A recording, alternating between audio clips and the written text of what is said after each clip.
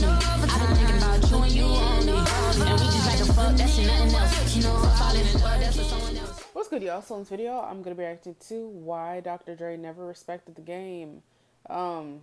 If you watched the Pop Out show, you would have noticed that the game was not there. But also, the game seems to be very close to Drake, so I guess it would make sense for him to be there. But I know a lot of people were very confused as to why he wasn't there and why he wasn't on Kendrick side or LA side or Cali side or whatever they want to, the West Coast side, shit. America side. That's what it felt like. And then I reacted to him going live, explaining the whole thing, and basically he said he don't have no problem with neither one of them.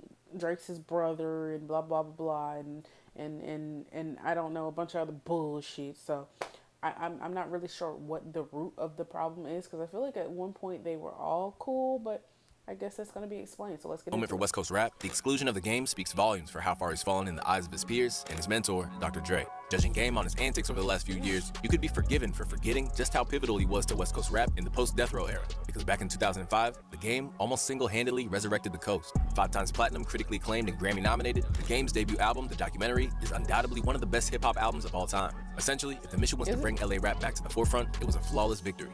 But things went wrong. Very wrong. And today, it seems the game is a rapper Dr. Dre would rather erase from his legacy. So how does a rapper who was capable of so much musically and culturally end up snubbed and shunned by the man who gave him a shot and launched his career? Let's find out. Signed in 2003 to a joint venture with Interscope and Aftermath, Dr. Dre basically equipped the game with every tool to succeed. With a co-sign from Dre. And, sorry, but didn't he beef, or wasn't he just trying to beef with Eminem as well? Which is like, you feel me?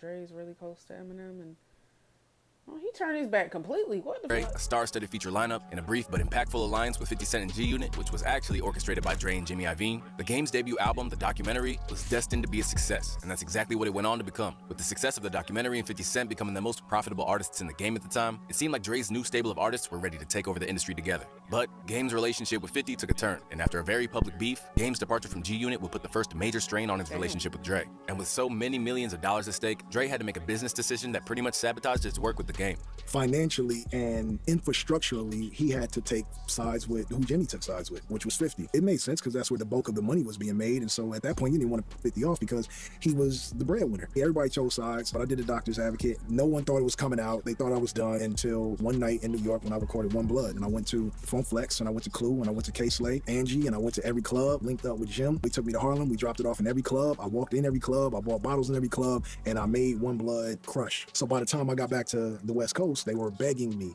to finish the album. And that's where me and 50's relationship really went left, because he didn't like the support that I was getting from him. Oh. On his own 2 feet with 2006's The Doctor's Advocate, which was released just a year after his debut, the game did the near impossible by proving to the world that he could still deliver a stellar album without either Dre's guiding hand or 50 essentially handing him a whole host of hooks on some of the biggest records on the documentary. But behind the scenes, it turns out Dre and the game still had a healthy relationship, because by the time 2011's The Red Album released, Game revealed that Dre was still giving him vital feedback. Just because Dre wasn't on the production side of my second and third album doesn't mean that I didn't talk to Dre. Me and Dre had the same relationship. Dre always told me, no matter what happens, no matter what is said in the media, me and you are always going to be the same as we were the last time we had an in-person conversation. Right, because I think in 2010 you posted a picture where you're wearing a bunch of Aftermath chains, and you say it's funny how things come full circle. Didn't you say you're going back to Aftermath at that point? No, it was basically, that was my ode to Dre, just saying that, like, I'm always going to be Aftermath no matter what. And for years, this was the game's outlook when it came to Dr. Dre. No matter how long he went without being officially signed to him, Game maintained an unwavering loyalty to Dre in a way that he's never really exhibited to anybody. And even if he admitted that there were some tense moments, the gratitude overshadowed it. Sometimes Dre pissed me off, man, and sometimes I piss Dre off, but that's one of the things. Dre told me a long time ago, me and you are always going to be the way that we left off. Whatever happens in between, all of that. I got nothing but love for Dre, man. Everything that he did for me, I'm very appreciative. Even flexed that he could get him on the phone at a moment's notice during interview.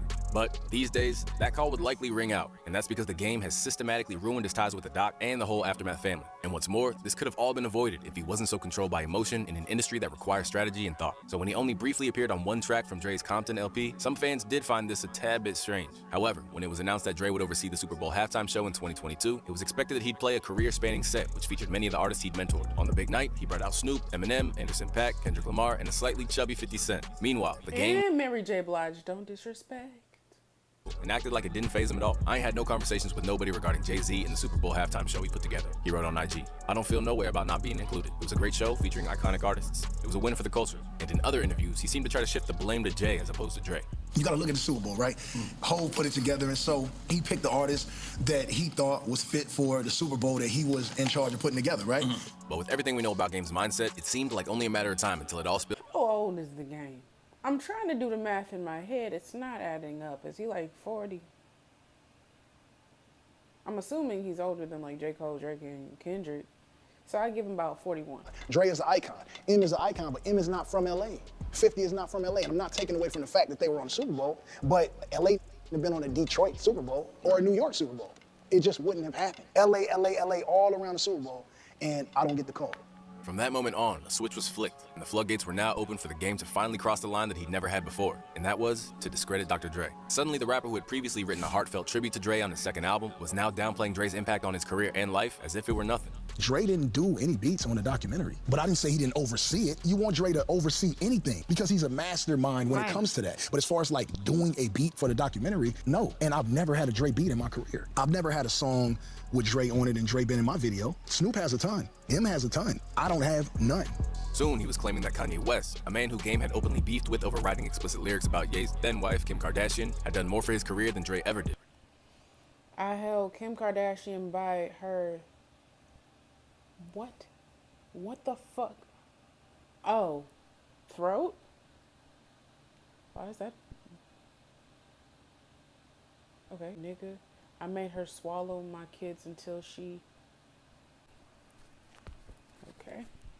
Or for me in the last 2 weeks than Dre did for me my whole career. Naturally, the Oh, world no, he's starting to do stupid shit. Now, what's on his face? I don't know. He's trying to look crazy. But it's okay. It's okay. Cool. Whatever.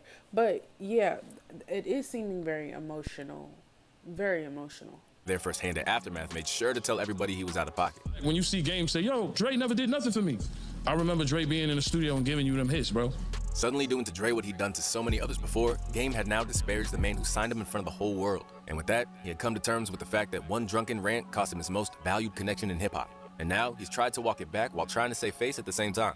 So basically, I was a little inebriated, and I said some things that I meant. I'm not gonna take it back. I ain't no sucker. But having Dre do anything for your project, anything in your career, touch any part of anything that you're doing in life is such a blessing that I shall not ever on that again. And He talking about he don't take it back, but then basically just contradicted the whole statement. A grown-ass man taking something that he said back that was not okay is not a pussy or whatever the fuck he said it was. just that I should have gave him more grace with what he actually did do, and that was mentor me and do things that nobody else could have done for me in my career. When I was talking on there, I was speaking in terms of what Ye was doing right at that moment, which was life-changing for me.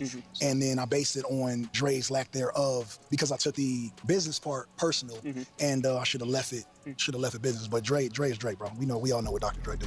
In the aftermath of the Super Bowl snub, Game has clearly internalized a lot of animosity towards Dre, and now he's using it as a lens to explain some of his actions, like saying his diss towards Eminem was just another way to get back at Dre. Throwing shots at Eminem and beefing with Eminem, it was just me being upset with Dr. Dre. Dr. Dre can't out-rap me, so I just went at him, just because that's just how I get sometimes. If this was an isolated incident, then But can't Eminem out-rap? I mean, I'm not trying to discredit the Game. I've heard a few songs.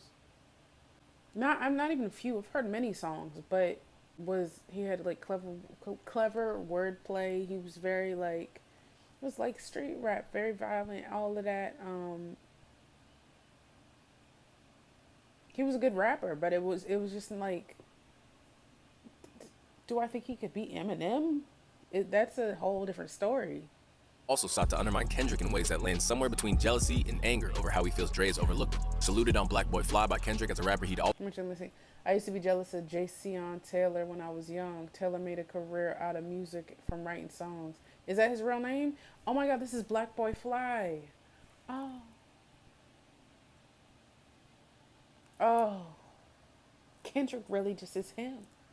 it looked like these two West Coast artists were on good terms. But what was notable is that at every turn, whether in the spirit of competitiveness or jealousy, it's as though the game has tried to downplay Kendrick's skills. Can't nobody in Countdown rap game. Kendrick do it. I love that to death. I flew past Kendrick when I was on foot in a Range Rover and showed him how to do it. Don't play with game name. Hardest in Compton, rapping, lyricist, me. Once again, the game has let liquor do the talking and fostered a potential problem with a fellow protege of Dre. And while this may have potentially contributed to Dre's gradual distancing from the game, what really didn't help his case was refusing to stand by the West Coast when it came to the Kendrick and Drake beef. While Dre was out there providing the intro to Not Like Us, the game actively took Drake's side. This isn't anything new though, because previously, the game sat on the fence and claimed that Drake didn't take shots at Kendrick on their collab track 100. Yeah, I didn't feel like that, and if I did, I wouldn't put a song out. Like I said, Kendrick's my brother. I love him too. But if Drake was subliminal and slick, yeah, he's slick with that. Again, yeah, like he one of the best to ever do it. So it's hip hop. One of the best to ever do it. Like, calm down. Like, there's nothing to say that. I've always said, like, of course, Kendrick is my favorite rapper, but I used to listen to Drake very, very, very fucking heavily. Very fucking heavily. So after this whole beef situation, I was like, damn. And if I did, I wouldn't put a song out. Like I said, Kendrick's my brother. I love him too. But if Drake was subliminal, slick, yeah, he's slick with that. Again, yeah, like he one of the best to ever do it. So it's hip hop. Now, no one is saying that the game can't openly support. If I didn't go popping, I stayed on some conscious shit. That was my song too, yeah. Camp, when at the height of the K-Dot beef, he took to IG and played Drake's Enemy from 2015 alongside the caption, "Too many fake rappers I gotta pretend I like." Later, he admitted that it came down to the fact that he saw Drake as his brother. However, some wondered if he was still so embittered towards Dre and the Aftermath camp that he was now renouncing his Compton roots. And when he wasn't in attendance at Kendrick's pop-out show that essentially unified the West Coast, people started asking questions. My DMs and all on these blog sites and whatnot, talking about the West Coast ain't with you, and you ain't this, and you ain't that, and you siding with this. As far as my relationship with Drake, Drake is my brother. My loyalty is with mother is loyal to me. Don't put my name in unless you hear me say it. Anybody that know me know I ain't got no mother problem saying how I feel about no. And Drake, that's my mother brother. And Kendrick, that's the homie. He know what it is. Despite Game's attempts to control his narrative, it's easy to see why Dre no longer respects him. From dissing nearly every major rapper associated with Aftermath, along with his unpredictable nature, Dre has learned that dealing with the game comes with a whole host of potential hazards, with disloyalty and ungratefulness being chief among them. And honestly, we don't blame him. I don't think that the game is a bad rapper in any sense. My comment was just like him going at Eminem, like, for what? Like that's a very interesting choice for a battle to me. And the fact that he said it was just because he was mad at Dr. Dre. I don't know, that's very, very fucking emotional. That doesn't make any fucking sense. Like, as a grown-ass man, you just were mad at Dre, so I'm gonna get, like, I don't fucking know. That's just so weird if you can't just pick up the fucking phone and address the issue with that person. I don't know. It started just looking like his behavior started looking clown-like to me. Very attention-seeking, very jealous-hearted. Even when he was talking about the Super Bowl, and again, could be reaching right here, but he mentioned everybody but Kendrick. When he was like giving props, like Snoop's an icon, Dre's an icon, Eminem's from Detroit, and 50 Cent from wherever 50 Cent from. And I was just like, there's a whole, like, another rapper in there that you claim is your homie. What's up? You ain't say shit about him. Maybe I missed it. I don't know. But yeah, I just feel like it's very weird. I feel like he has ostracized himself. But I mean, if he's saying Drake's his brother, then it should be fine. It should be worth it. It should be worth the loss of whatever's going on. So I don't know, but very weird behavior. Anyways, y'all like, comment, subscribe, follow me on Instagram, follow me on TikTok. I'll see y'all in the next one.